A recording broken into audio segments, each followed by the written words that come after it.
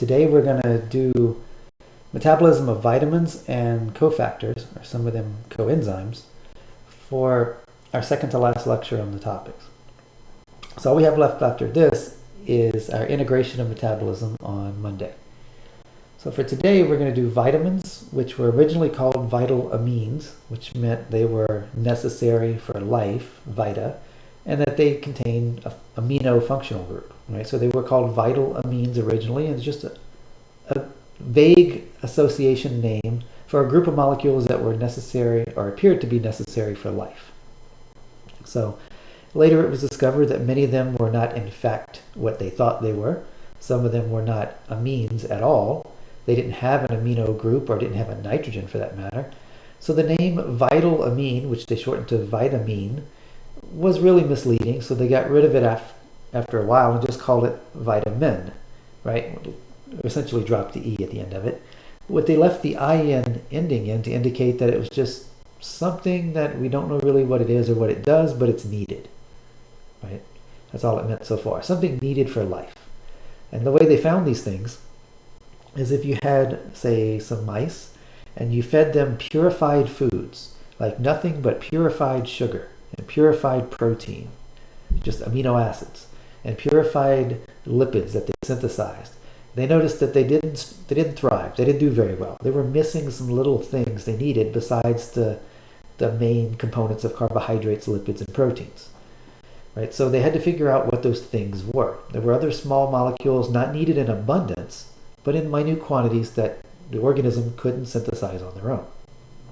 Right? So it was very difficult to do this with E. coli because they make virtually everything. There's no vitamins for E. coli. They make everything. They can synthesize it all. Same thing with some yeast.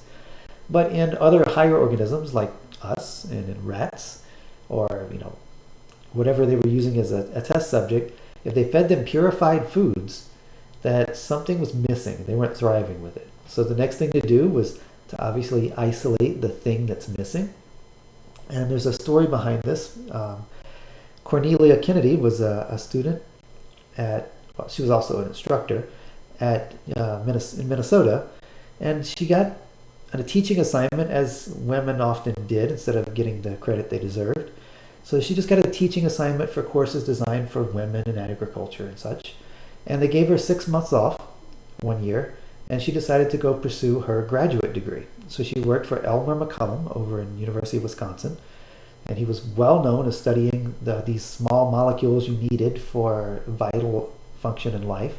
So she went to work with him, and of course she was only given 6 months, and she had to come back and teach after that. So in 6 months she finished her graduate degree. And during that time, they were trying to figure out what these small molecules were. And at some point, I guess Elmer was away from the school, and they communicated over telegraph, or maybe telephone at that point.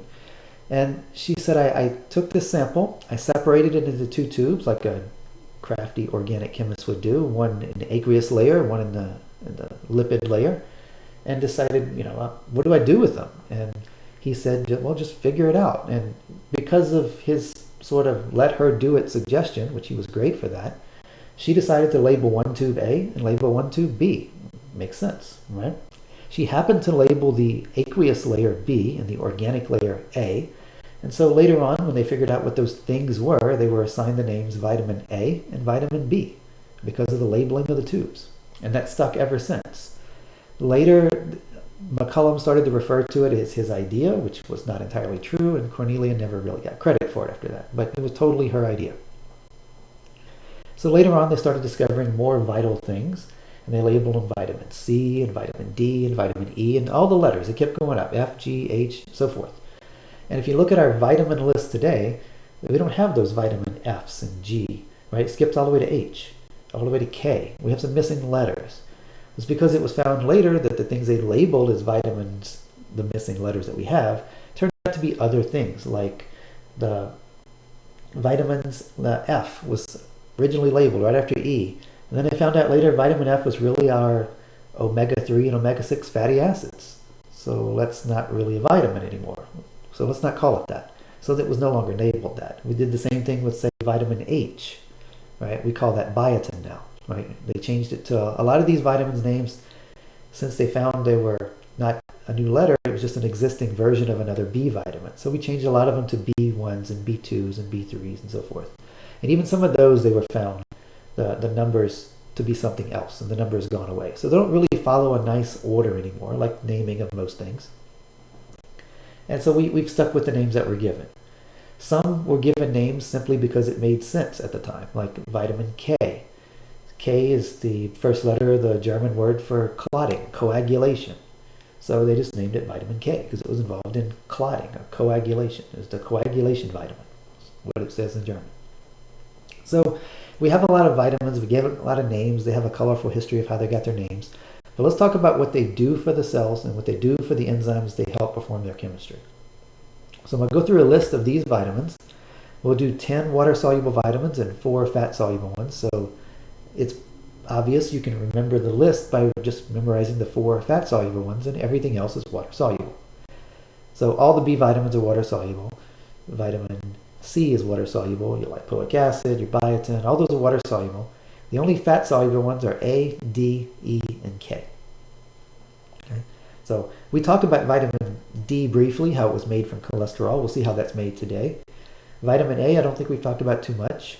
And E and K, I don't think we've referred to very much, except that they were fat-soluble before. We'll see how a lot of these are made, what they do for their enzymes and their complexes, and why you need them in certain reactions and why you need them for other reactions. What I want you to know from this chart is the reaction mediated on the right. We've probably done, I think, almost all of these already in the semester. So a lot of these say redox reactions or acyl group transfer. And there's one that says carboxylation, and there's one that says, it says C1 group transfer or 1 carbon group transfer, but we know that's a methyl transfer. We just did that one.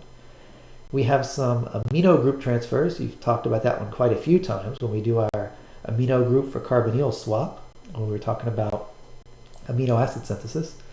And then several of them with the acyl group transfer. In fact, almost all of those are involved in one enzyme, in which we talked about, actually 2 enzymes do it, but we talked about it all in one when we did pyruvate dehydrogenase complex. So let's go through these, not necessarily in any particular order. I just labeled them 1 to 10 because that's the order they were in this chart, right? Wherever I found this chart.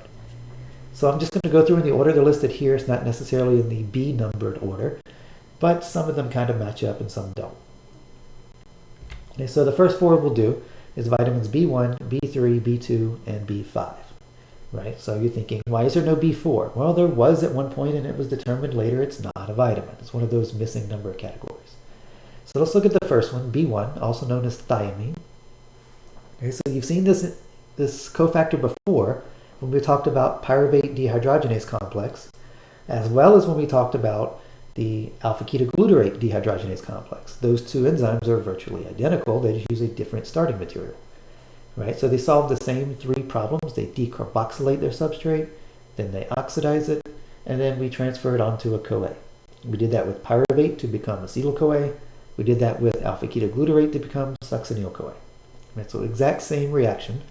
And you know we first put it on the TPP molecule. TPP stood for thiamine pyrophosphate, which is the coenzyme version of this vitamin, thiamine. All we do is put 2 phosphates on it. And how it works is, you see the hydrogen I've circled in the picture so that you have that thiazole ring with the nitrogen and the sulfur in it. That makes the carbon that spans the gap between them have an acidic proton because of the resonance structures with the nitrogen and the sulfur. So that proton is rather acidic, so it can leave. And that's exactly where we attach the acyl groups, the 2 carbon group in the case of pyruvate dehydrogenase, or the 4 carbon group in the case of alpha-ketoglutarate dehydrogenase, before we transfer it over to the lipoamide. Right, so that's why we can do it, because of this thiazole ring arrangement. And this vitamin is necessary in order to do that chemistry. So you can't connect glycolysis to citric acid cycle without this enzyme, without this cofactor. Right? You also can't complete your citric acid cycle because one of the enzymes also requires this. So it's an important group that you need to do those chemistry steps. And as humans and many other mammals, we can't make this molecule. So it's a vitamin we must get in our diet. We'll talk about how it's made a little later, but this is just an overview of the vitamins right now. So it's a unique ring you can't find anywhere else there. On the right, vitamin B3, known as niacin, and niacin stands for nicotinic acid vitamin. The portmanteau put those together. So nicotinic acid vitamin. So nicotinic acid is just a carboxylated version of pyridine. Pyridine is not quite one of your nitrogenous bases, but it's close. Right? So it's just a six-membered ring where one of the members is nitrogen. It still has the aromatic characteristics. Nicotinic acid is a carboxylated version of that. Nicotinamide is the amide of that carboxylic acid. And then nicotine is when that last part is put into a ring. Well, it's not part of this vitamin, but it is made from this. So looking at the structure below, the coenzyme itself made from the nicotinic acid, we've done some attachments, and that's going to be the case for the next few vitamins. We start with a molecule like nicotinic acid there in pink, right? There's the nicotinamide version. We've attached it to a ribose. We've put that ribose attached to a phosphate. Then attached to that phosphate on the other side is an entire AMP, the adenine, ribose, and phosphate down below. So you can probably guess how this was assembled, just like that. We put it on the sugar, we phosphorylate it, and then we AMP added to the thing. So you adenylate the thing with another phosphate. Okay. Once all put together, this makes our familiar molecule NAD. Right. This is our dinucleotide, nicotine adenosine dinucleotide. And how does this thing work? Well, we've used it quite a bit. We've talked about going from NAD plus to NADH to the reduced form or back to NAD plus, the oxidized form. And it's an exchange of 2 electrons and 1 proton. The other proton can't be held. It is just released. But the important part is we transfer 2 electrons in the form of a hydride, an H with a minus charge. So at the top of the pyridine ring, right, where the nitrogen is in the ring, but the opposite side, para to it, is a carbon with a double bond, and we could move that double bond, put the electrons down on the nitrogen so it has a lone pair, and that leaves room for another hydrogen to be attached at the top, right? It's technically not chiral, but the way it attaches it is it can put it on one side or the other, and since the ring has substituents on it on one side and the other, it is prochiral, right? You guys remember that from organic. But eventually it doesn't matter because we're going to take the NADH and oxidize it back to NAD+, and it's no longer a chiral center. Okay. Keeping that theme in mind, let's look at the third one, vitamin B2, riboflavin. All right, it's made from a similar ring structure, but this one's a little bit bigger. At the very bottom left, you see the riboflavin, or the flavin ring. Right? So it's a flavin ring with a ribose connected to it. The ribose is in its straight chain form. Right, so you see in the ring itself, we have a bunch of nitrogens again. So it's another nucleotide-like structure, but it's not one of our nucleotides. Right? And we have a pair of nitrogens there that are conjugated with their double bonds to carbon. So we could easily add electrons to this and reduce that system down. But in this case, we're adding the electrons one at a time, not 2.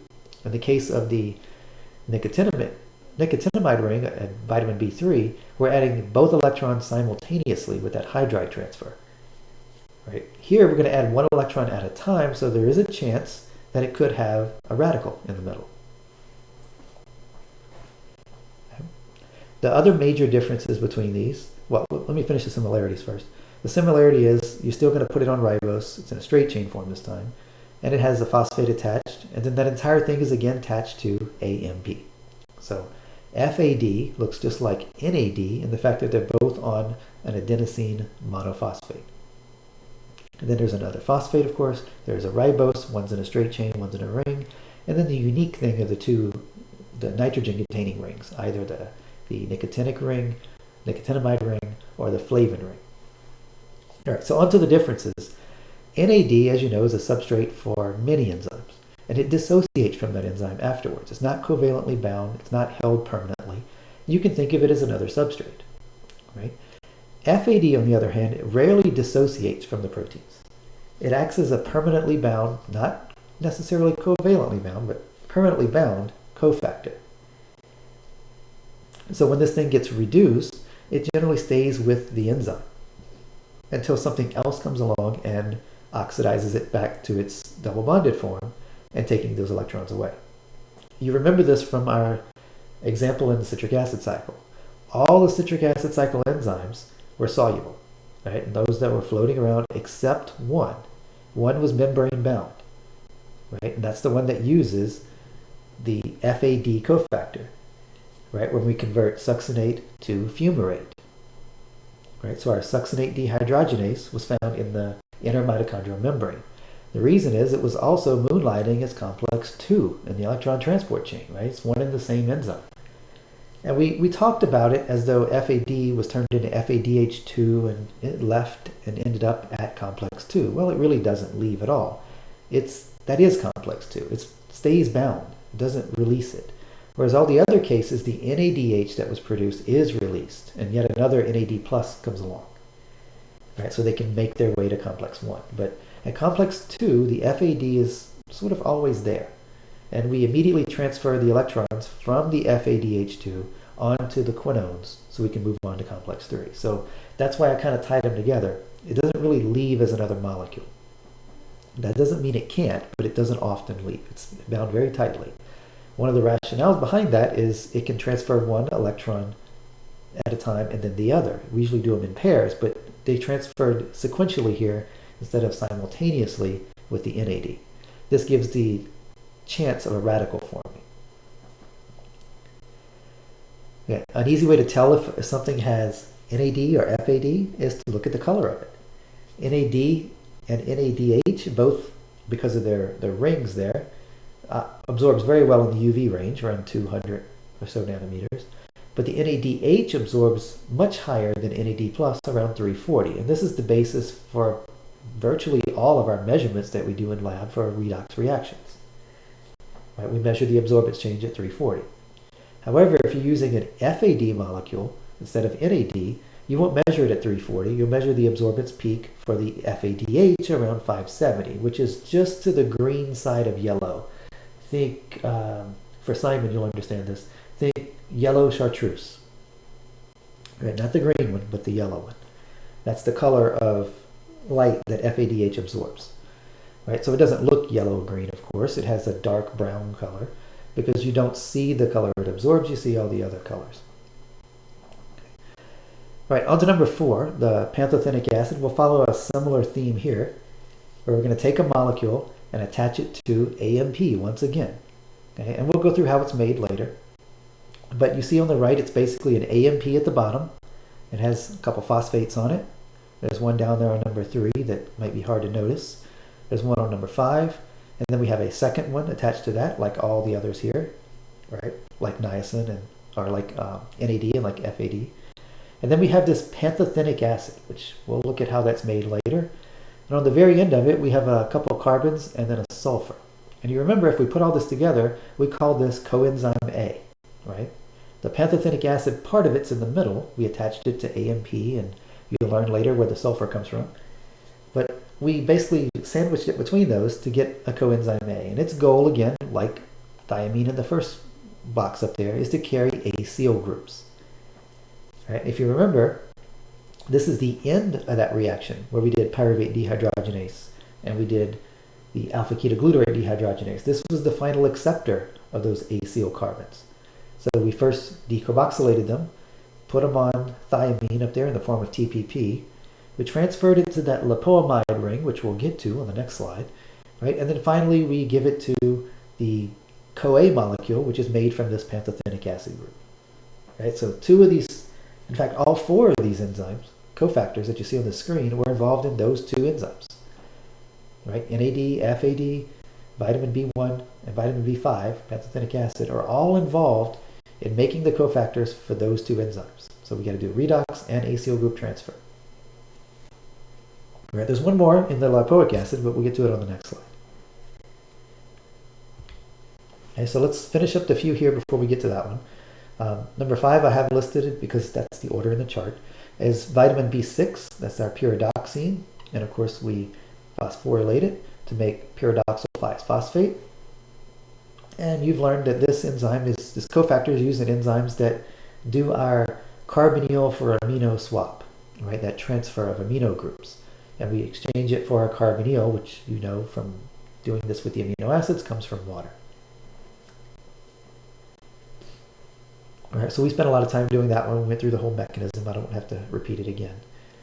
All right, for number 6 here, we have vitamin B12, and we just did that one. We were talking about our odd chain fatty acids. When you convert our odd chain fatty acid, which 3 carbons, into an even number of carbons, 4, we turn it into succinyl-CoA. But how did we get there? We had to do some rearrangements, right? First, we had to carboxylate it, right? So that was the first step, putting a CO2 on. Then we had to exchange the CO2 with a hydrogen. And then we finally had to move the extra group, the carboxyl group, with another hydrogen to make it a straight chain instead of branched. So we went from 3-methylmalonyl all the way to succinyl. Right? You remember that involved a radical movement and that needed this cobalt to do it. And that's where this vitamin comes in. So cobalamin, vitamin B12, contains a cobalt. So that should make sense. It's got a cobalt in it. And it comes attached to a cyanide group, but we're going to replace the cyanide group with either a methyl to make methylcobalamin, or the important part for the molecule in its function is we're going to put that deoxyadenosyl group on there. Right? And that's that bond that's very easy to break by just light hitting it. Right? So that's the one we'll use to convert that methylmalonyl-CoA into our succinyl-CoA with the methylmalonyl-CoA mutase. Okay? So we've already talked about that one. On biotin, number 7, also known as B7, or the old vitamin H, H for Haut, which is a German word that meant skin or hair or nails. And they knew that this was important for those things, and it's marketed for that today. But it's used in carboxylation reactions. So anytime you want to carboxylate something, like with our pyruvate carboxylase or acetyl-CoA carboxylase, or any of those carboxylases that we talked about so far, they used a biotin molecule to do it. Because biotin was very good at holding on to carboxyl groups, CO2s, in the form of bicarbonate. Right? So it won't float alone. We said we need to attach this to an enzyme, so we use its long valeric acid tail. Valeric acid is just 5-carbon carboxylic acid.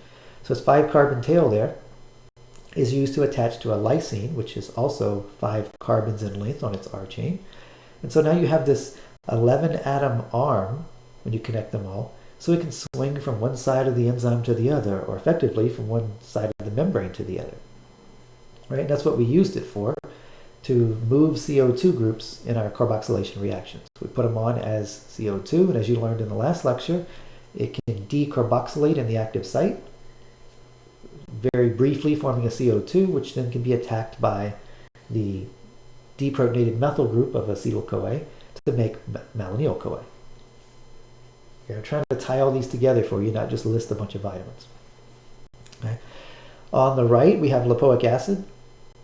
And like we said from the previous slide, the 4 vitamins that we listed, 1 through 4 there, and this one, are all involved in that pyruvate dehydrogenase complex. This was the middleman that transferred it from the TPP, opening the ring, over to the other side of the membrane, picked up by the CoA molecule to become acetyl-CoA. Of course, when it does that, it goes from its oxidized to reduced forms, and we must regenerate the ring, and that requires the other 2 parts of that enzyme, which we talked about. Okay, so we got a couple more vitamins that are water soluble, 2 more in fact. So we have folic acid, also known as vitamin B9, but tend to call it folic acid instead of B9. Right? And it's made of a pterin ring, which looks eerily familiar to all these other nitrogen rings we keep seeing. Right? It's not exactly the same. It's another play on the arrangement. It's not quite another nucleic acid type ring, but it's similar. And that's attached to a para-aminobenzoic acid, which is then attached to several glutamates in a chain. And so this molecule with all those glutamates on it makes it water soluble. Alone, just the pterin ring might be sort of water soluble, but put together with these, it's easily water soluble with all those glutamates attached in tandem. Okay, so what do we use it for? We take the folate molecule, which is abbreviated at the bottom with a long tail, right? And then we take that and reduce it, right? So we reduce it from folate to dihydrofolate, and then reduce it again to tetrahydrofolate. So it can carry some electrons for me if I needed it to, but that's not its main goal.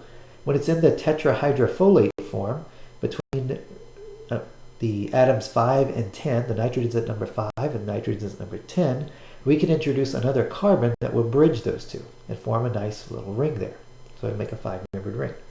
That'll be our methyl version of this, and it carries around that methyl group for me. So that'd be the methylene, 5,10-methylene tetrahydrofolate. And you remember that was used to help us do that reaction of making UMP into TMP, right? I needed a methyl donor. So the methylated version of folic acid is the methyl donor for that. So this is needed to make DNA. Right? And lastly, we have ascorbic acid, or vitamin C, on the right. And it's just a very small molecule made from glucose. In fact, it's got the same number of carbons, 6 carbons. And we'll see how it's made. Humans can't do it, and a couple other organisms can't do it, but most organisms can. And it's used as an antioxidant and as a cofactor for hydroxylation reactions. Right, so again, it's a redox type cofactor. Okay, moving on to the very few fat-soluble ones we have. We're going to talk about 4 of them. So the first one we'll talk about is vitamin D. Vitamin D is made from cholesterol. We talked about this before, in fact, last time. And so we start out with the mevalonate, turn it into the isopentyl pyrophosphates, and so forth. And you remember we turn it into squalene, we cyclize it, we get cholesterol. And I showed you a slide where it branched into 3 different kingdoms, right? We made fungi, or made animal version of cholesterol, or we made a plant version of cholesterol, right? It wasn't really called cholesterol, but it's a plant version of their steroid. And fungi and animals tend to do these next steps, but plants generally do not. They're exposed to so much light that they would never maintain any of that molecule if we get all turned into this, if this was allowed. So they tend to not to do these steps, just fungi and animals. And the difference is a double bond. That's really the only difference in the molecules. So what we're going to do is expose our 7-dehydrocholesterol. So it's a cholesterol that's lost a hydrogen, right, or pair of water basically, at carbon number 7, and it exposes the bond between carbons 9 and 10. UV light can break that bond.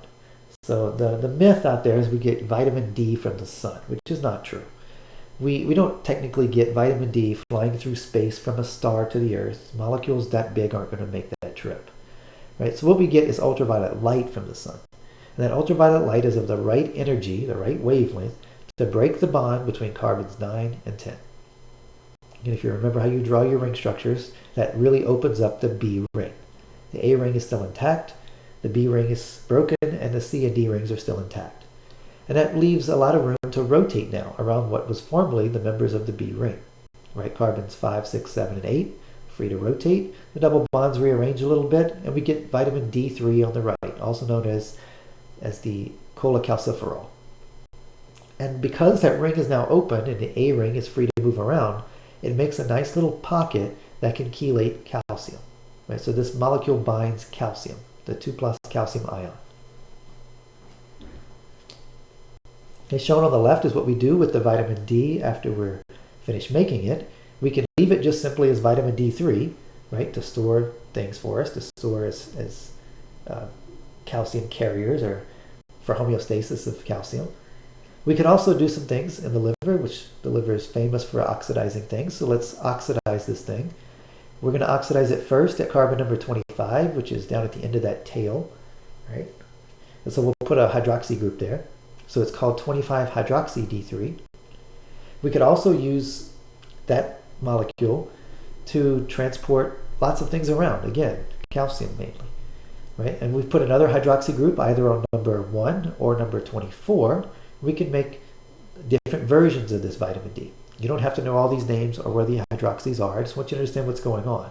I'm putting hydroxy groups on it to help it store and move calcium a little differently through different tissues. Different molecules recognize it. It can now be used as hormones and so forth. If we continue down this pathway, start doing more oxidation, right? So we can oxidize the carbon that we turned, not the carbon, but the OH group. We oxidize the OH group we put on number 24 completely, all the way to a carboxylic acid. We now have calcitroic acid. Or we can turn it into a lactone at carbon number 23. That's going to be our 125, 26, 23 lactone. Both of those are part of our bile secretions. Remember we made our cholesterol molecule into that cholic acid, and then we put a glycine on it last time and made that glycocholic acid. It kind of looked like the word chocolate, but it wasn't. But it helped you digest fatty things. these two molecules are also in that bile secretion, right? So it's calcitroic acid and the lactone are also used in helping you emulsify the fats that you eat.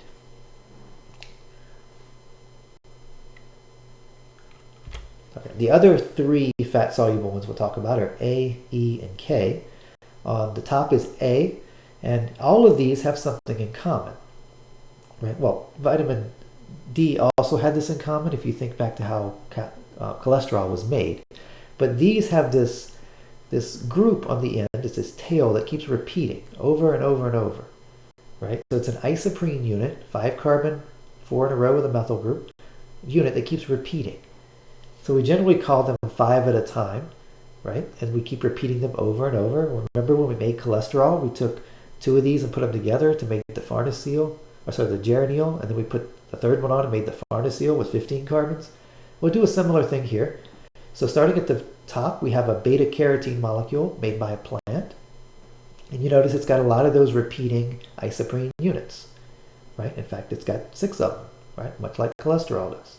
And it's got some ring structures on the end, but you see the repeating 5 carbon branched units in the middle. In the very center, there's a double bond that's accessible to an enzyme. What this enzyme does is a lot like we talked about when we were making the cholesterol. It introduces an oxirane ring, a 3-membered ring with an oxygen in it, at that position. It uses O2 to do it, just like the one in cholesterol synthesis did. And that leaves you, after water attacks this, with a glycol where you have an OH on adjacent carbons. And this is not a stable arrangement with this molecule in a lipid situation. So it's going to get hydrolyzed and oxidized into 2 aldehydes. All right, we call that retinal. And because it's an aldehyde, we can easily do 2 things, or one of 2 things to it. We could oxidize it to retinoic acid, or we could reduce it to retinol.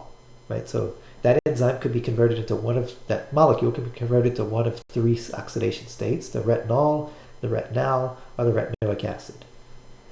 Right? And then this is used for 2 main purposes in the body. Right? Foremost, it's not what you think. Vitamin A in the form of retinal is used as a signaling molecule in cell differentiation. So early on as a fetus, you need lots of retinal to tell the cells to become what they're going to become, to differentiate into a nerve cell or a liver cell or a bone or whatever it might be. So if you're lacking in vitamin A as a mother, the child is not going to have very good cell differentiation. So it's very good to make sure you have enough vitamin A if you're of childbearing age. Right? The other thing that retinol is used for, which you probably guessed this one, it's in the process of vision, of visible light. Right? So along the way, you see all those double bonds. Some of them are able to turn into their cis version, right? One in particular. When it turns from cis to trans or trans to cis, it obviously changes the shape of the molecule because trans is rather straight compared to the bent formation of cis. And when it does so, the molecule that's holding it, the protein, has to change shape to accommodate, and that sends us our electrical signal that we've seen a photon of light. Okay, for vitamin E, it's also used like vitamin C as an antioxidant, right, in the redox reactions. You notice the tail has 3 isoprene units down there, just like the others do here, which makes these quite insoluble in water. And the left side of vitamin E looks like a benzene ring with a bunch of jewelry on it, right? It's got a couple methyl groups, an OH, another OH that is now in a ring.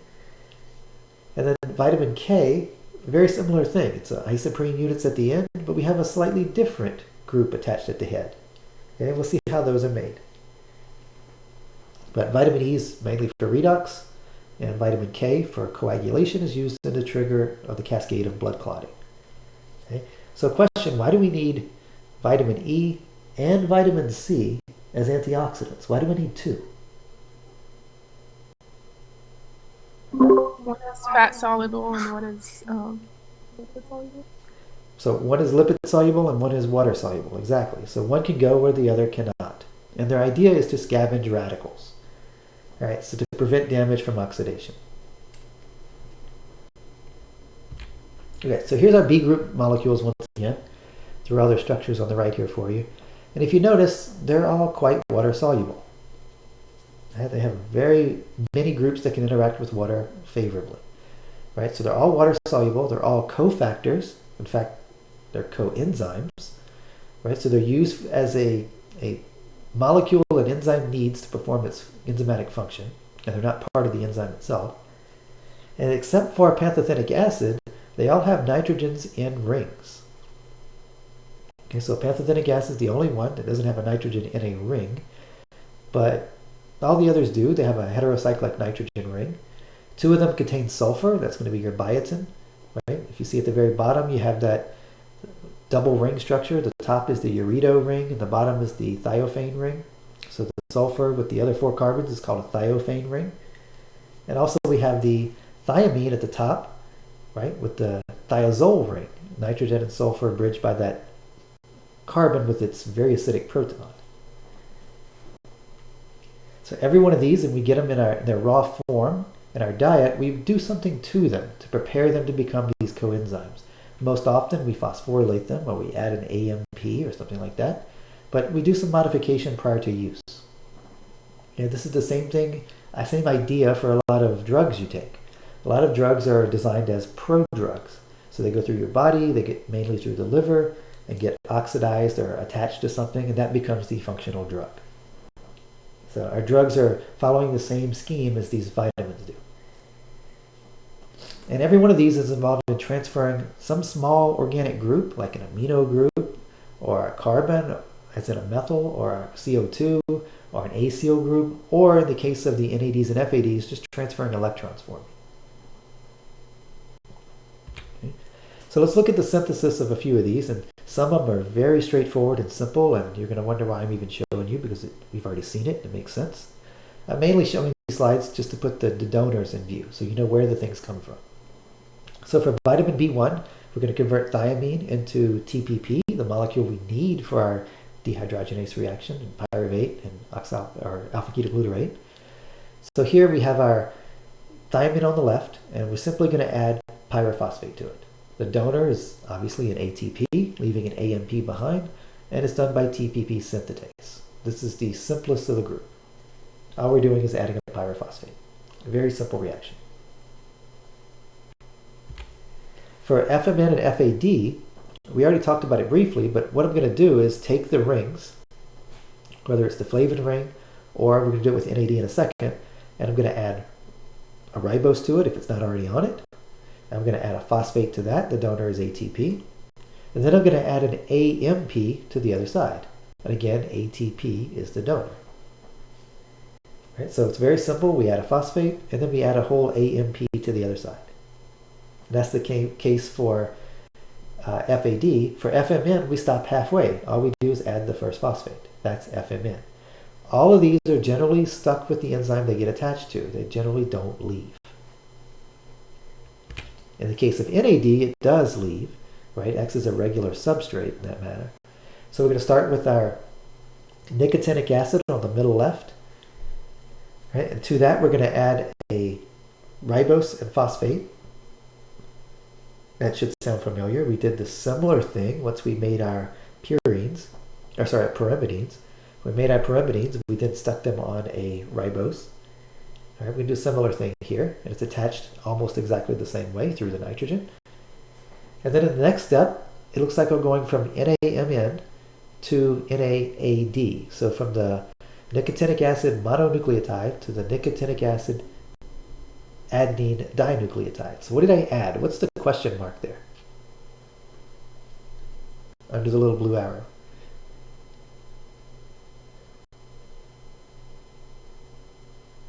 An ATP. So an ATP on the left becomes a what afterwards? Pyrophosphate. Becomes a pyrophosphate released, exactly. So don't think ATP to ADP or ATP to AMP. I'm not donating the phosphate this time. The phosphate's the thing not being donated. Think of it as the donor. It's donating the rest of the molecule. So exactly. It's going from ATP to pyrophosphate there. Right? And then in the next step, where we see QNS1 is the gene that codes for that enzyme, I'm turning nicotinamide adenine dinucleotide into NAD. What's the difference here? I said nicotinamide, I meant nicotinic acid adenine dinucleotide into NAD. So what's happening at the top, and who's my amino donor?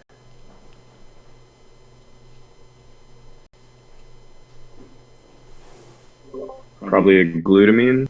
Glutamine or glutamate, right? Those are great answers for that. Right? We've seen that quite a few times, and now you're applying what you learned, and like that's how we get amino groups on things. That's exactly right. Okay. We could also do this in the opposite order. The same two enzymes could work in the opposite order. I could take the nicotinic acid mononucleotide prior to adding the AMP and put that amino group on, then add the AMP. So these two enzymes could work in the exact opposite order. It doesn't make any difference as long as they arrive at the same product. Okay, that's what choice B is showing at the bottom. Okay, so the difference here is NAD, when it's finally finished, is a soluble product that can leave and act as a regular substrate, whereas the FMN and FADs, once they're assembled and attached to their enzyme as the cofactor, they generally don't leave. Right? We find a lot of these in membrane-bound complexes. Right, the next one is CoA. Let's see how we make this really, what turned out initially looked complicated, but not so complicated anymore once you see how it's made. We're going to start with the pantothenic acid, right? That's the one you need to get in your diet, the very top left figure. Right? We can't make that, so we need to get it in our diet. Bacteria can make it for us, make it for themselves, but we eat them. Right? And then we do a few things to it. And the first step should be obvious. We're going to phosphorylate the hydroxy group on the end. Right? And the next step is a little more complicated. We're going to use a CTP, or in the case of bacteria, ATP, as a phosphate donor, right, to provide some energy. Right? You've seen this game before. We're going to combine the 4-phosphopantothenate at the top with a cysteine. There's our source of the sulfur we need. And if you see on the far right of the middle figure, there is a cysteine moiety attached there. Right? You see the sulfur on the alpha carbon underneath, or sulfur is actually on the beta carbon, but the alpha carbon underneath with the carboxyl group on it, attached through its nitrogen. So we use a cysteine to donate that, but to get it to go on, we needed to talk it into it. We first attached the AMP or the CMP, losing the pyrophosphate, and then the amino acid comes and displaces it, and we lose the CMP or AMP that was attached. All right, we've done this type of game before. This is almost identical to putting our amino acids on tRNAs. It's the same game over and over. Right? So at that point, we need to lose the carboxyl group from that cysteine amino acid. So that's done in the next step. We simply decarboxylate it. And at this point, you probably could guess that we've passed into the point of no return. There's no going back. That's irreversible. So if we made this phosphopantothene, right? It's got a sulfur on it now. And the next thing is very familiar. We attach an AMP. This is sounding like a broken record. Right? So we attach an AMP by losing a pyrophosphate one more time. And then the very last thing we need to do is add one more phosphate to the carbon on number 3 of the ring of ribose, and we have CoA. Right? So that's the only unique thing to this one is we still have a dinucleotide arrangement, right? No sugar at the bottom though. But we put a phosphate on number 3 this time with the donated AMP. And I have CoA. So if you see, a lot of our vitamins have this adenine or AMP moiety attached as a common theme, right? Or we add a phosphate, or we oxidize things. Okay, so for biotin is a little different. It's a unique arrangement here. We're going to hijack a molecule from the fatty acid synthesis pathway. So at the bottom, we have our pymyloyl ACP. Remember, when we're making fatty acids, we put them on the CoA, and then we transferred it to the acyl carrier protein, right? And then we built it from there. So at this point, we've built a pymyloyl ACP, which was made from a bunch of acetyl-CoAs that we turned into malonyl-CoAs and so forth. So we get it up to this point where it has 7 carbons, and it technically has 8 carbons because one's a methoxy at this point. And then we just take it out of that pathway. We're not going to keep building that fatty acid. We're going to remove it, and this enzyme BioH does this, and it cuts off that methoxy group. Right? So now I have a carboxyl group at the end. That's what I wanted. From here, we added alanine to the other end and cut off the ACP. So the ACP group is gone. Alanine attacks that to form the kappa molecule you see up right above it. Right? From this point, we need to do a swap. Well, you also see it should be listed as 2 steps, but it's shown all together here. The kappa is formed. We put the alanine on, but we also lost the alanine's carboxyl group, much like we lost the cysteines in the previous slide. So we lose that carboxyl group of the alanine. In the next step, we do our swap. We convert the carbonyl to an amino group, but we don't do it our normal PLP way. In this case, it's very unusual that it uses SAM as the amino donor. So S-adenosyl methionine. The amino group on the methionine amino acid, when it's attached to adenosine, is used as the donor here. And that leaves that AMTOB, the acronym you don't need to know, but it's the SAM molecule minus its amino group. Right? It's got a carbonyl there instead. So now I have 2 amino groups on the end. It's called DAPA. Right? And we finally do one more thing to the nitrogens is we bridge them with what looks like a urea molecule, but it's really just a CO2 to complete the ring. So we use a CO2, we expend some ATP, right, in the form of pyrophosphate, so it costs me 2 ATP equivalents, to make that uredo ring. That's the top of the rings for biotin. Right? And then the last step is we use SAM one more time, a different SAM, and SAM is unusual here in that it's the donor of the sulfur. Right? So this is a very unusual donor of the sulfur. Now we put it on and it make the thiophane ring at the bottom. So normally when you think donor of sulfur, you don't think SAM, right? You think some other molecule, maybe an iron cluster or something. And if you think amino donor, exchanging a carbonyl for an amino, you're also thinking we're going to use PLP for that, but that's not the case here either. So biotin's rather unique in its synthesis. Okay, so we end up with a uredo ring on top, 5-membered ring, and a thiophane ring on the bottom, and that's our biotin molecule with its 5-carbon carboxylic acid group on the side. Right. You know we're going to attach this to lysine to make it on its long arm. Okay. And the next one, we can do lipoic acid. This one's a rather simple synthesis, but it took a long time to figure out how it works. Okay. So we start with a very simple 8-carbon octanoic acid. Right. We can't make this. We have to get this in our diet. So we get octanoic acid, and then there's a sulfur donor. Right? We didn't know what it was. We couldn't figure out what the sulfur donor was. Right? Only recently have they discovered what it really is. They knew the enzyme lipoyl synthase did it because if you knock out that enzyme, those organisms don't make lipoic acid. But it wasn't a molecule that was donating a sulfur. I couldn't find it. We'll talk about where it comes from in a second. But eventually we put 2 sulfurs on at number 6 and number 8. And then we close the ring of those and put it on a lysine molecule. Right? So a lysine moiety of a protein, and now you have your lipoic acid ready to be the middleman in that transfer of pyruvate dehydrogenase and alpha-ketoglutarate dehydrogenase reactions. Lipoic acid is very hard to be deficient in, right? Because you're found in nearly every food you eat. Right? Even if you're licking rocks for food, you're going to get lipoic acid because you're getting bacteria. Right? Every organism needs this to do those reactions. Right? They're critical reactions of pyruvate dehydrogenase complex and the citric acid cycle enzymes. So it's hard to be deficient in lipoic acid unless you're deficient in food in general. So where did those sulfurs come from? That was the question. So it was discovered that they actually come from an iron-sulfur cluster, a 4-iron, 4-sulfur cluster found in this enzyme. And as it's going through and putting the 2 sulfurs on, they both come from the same cluster. So you notice it puts the one on number 6 first, and then it puts the one on number 8 next on the end. Right? It uses a radical transfer again. We're getting used to seeing that. Right? And when it's done, the rest of the cluster, which has, it lost an iron along the way, so there's only 3 left and 2 sulfurs left, it entirely falls apart. They're released as free iron and free sulfides. Okay? So to do this enzyme reaction again, we must rebuild the cluster and give it back to the enzyme. So this enzyme is not very fast, right? It needs to get an entire new iron-sulfur cluster for each round it does. But you don't need to make that much lipoic acid that quickly.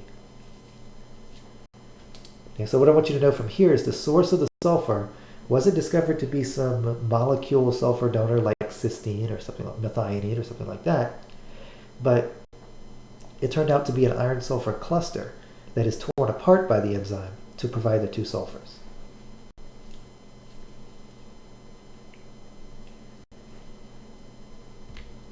Okay, and the last synthesis we'll do for the soluble ones here is the vitamin C.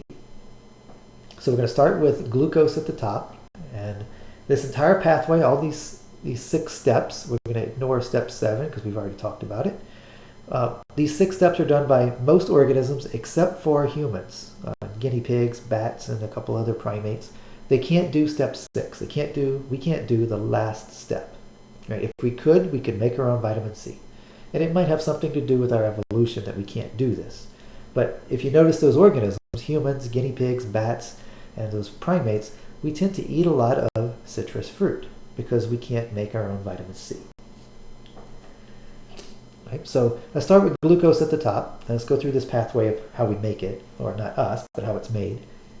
So in the first step, we have our glucose 1-phosphate, and we put it on a UDP to make UDP glucose. This is not unfamiliar. You've seen this before. This was the very first step in making what?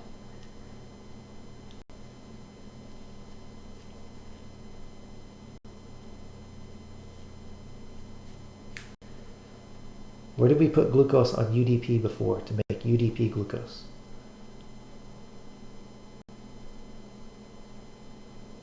Glycogen synthesis, that's right. So this is no different. We're just using that reaction again. It's not unique to vitamin C.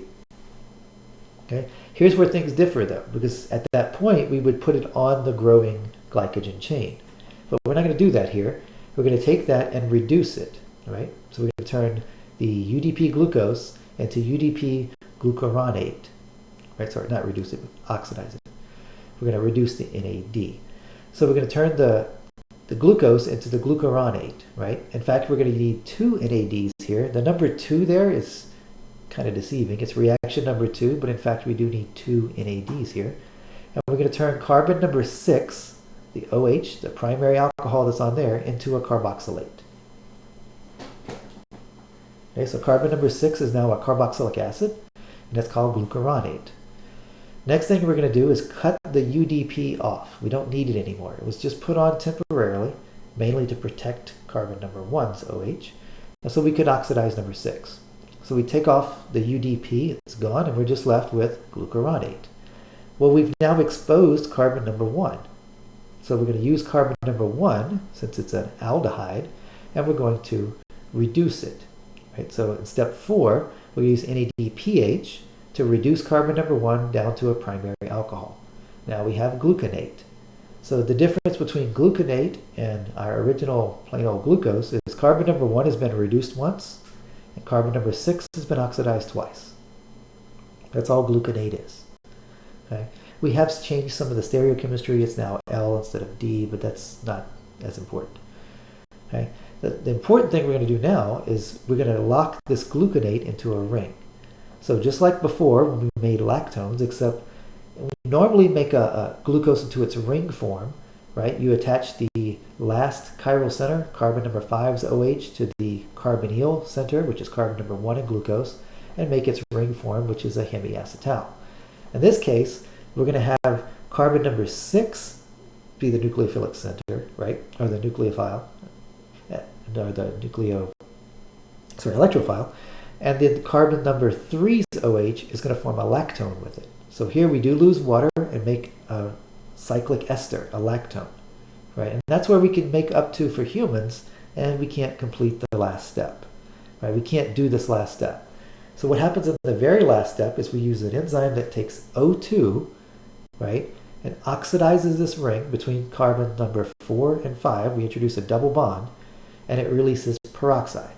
Right? We can't do this step, but those organisms that can turn it into a more stable ring structure with that double bond because it's now conjugated to the carbonyl, and it makes our vitamin C, ascorbic acid. Right? And that, of course, with those double bonds, has the capacity to act as electron scavenger, so it can generate a molecule with an extra electron in it. So it's our antioxidant. Right? Reaction number 7 there is a little outside the pathway, really. It's not in the past steps of making vitamin C there. But we can turn that L-gluconate into 3-keto-L-gluconate. So all we do is oxidize the OH on number 3, which it's technically number 4 if you look at it from the top to bottom. Number 4 of our original glucose, as I've been describing. But of course, we've changed priorities with the carboxyl group at the bottom, so it's technically, for IUPAC rules, number 3 now. And we make that into a ketone, and now it's 3-keto-L-gluconate, which you know can be used in the pentose synthesis pathway. Okay. All right, and our last enzyme I want to talk about, our last cofactor we're going to talk about, coenzyme, is our CoQ, right, or Q, or the one we used for the electron transport chain, and a very similar version of it we used for the photosynthesis pathway. So this is obviously going to carry electrons for me. So how do we make it?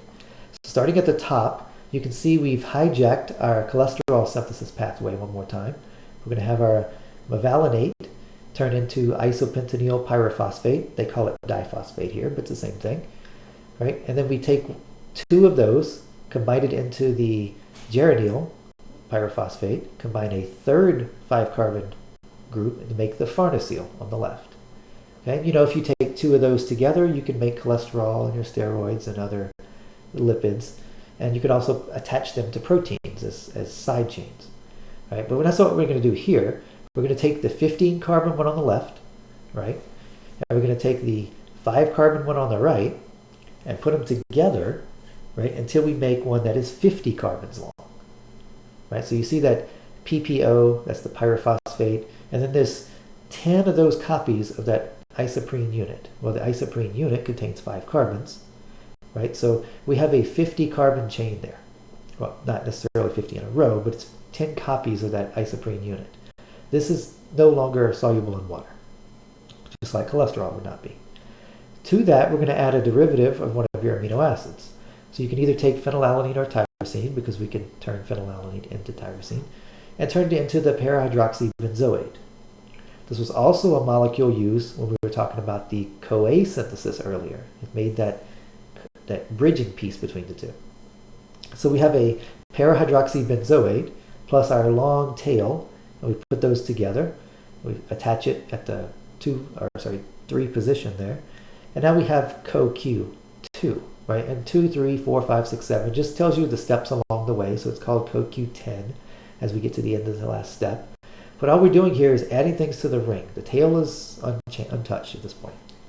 So our ring structure that came from our amino acid gets methylated, hydroxylated, we get a methoxy group put on. So all these little pieces get put on to make CoQ10. Right? And that's our protein we use, our cofactor we use in our electron transport chain. A similar version of it is used in the photosynthesis pathway, right? And it's also used as an electron scavenger in those pathways. Okay? We also talked about last time when we were making cholesterol, one way to inhibit the production of cholesterol was the statin drug, right? And it inhibited HMG-CoA reductase, well, which prevented you turning HMG-CoA into mevalonate. Well, you can see that would also prevent you from making CoQ10. It would also prevent you from making other things made from cholesterols. So you're not just limiting the amount of cholesterol you make, you're limiting a lot of other things you make as well. And if you can't make a lot of these CoQ10s, you can't make a lot of functional mitochondria. And so someone asked me last time after the lecture, what if you are taking these statin drugs and you notice like cola-colored or dark urine? And it's not common. You could be a source of liver damage or something else, but the dosage of your statin drug might be off. But rarely it could start destroying muscle cells because their mitochondria are dying. You're not getting enough CoQ10 because you're inhibiting its synthesis. Okay, so that might be the case of why some of those have those dark-colored urines.